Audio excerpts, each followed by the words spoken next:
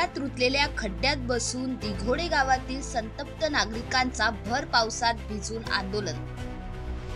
अटल सेतू ते दिघोडे फाटा या कोकणात जाणाऱ्या मुख्य रस्त्यावर मोठमोठे खड्डे पडल्याने त्याचा नागरिक, पर्यटक, विद्यार्थी, रुग्णांना त्रास होत आहे। रस्त्यावरील खड्डे त्वरित बुजवावेत व लवकरात लवकर सदर रस्त्याचे रुंदीकरण करून काँक्रिटीकरण करावे। दिघोडे नाक्यावरील सकाळी व संध्याकाळी कंटेनर वाहतूकसाठी बंद असलेला फलक लावण्यात यावा। तसेच या रस्त्यावर होणारी वाहतूक कोंडी या मागणीसाठी दिघोडे गावातील संतप्त नागरिकांनी शुक्रवारी चक्क दिघोडे फाट्यावरील चिखलात रुतलेल्या खड्ड्यामध्ये बसून भर पावसात भिजून आंदोलन केली। या आंदोलनात सरपंच कीर्तिनिधी ठाकूर, महिला, प्रवासी, नागरिक उत्स्फूर्तपणे सहभागी झाले होते।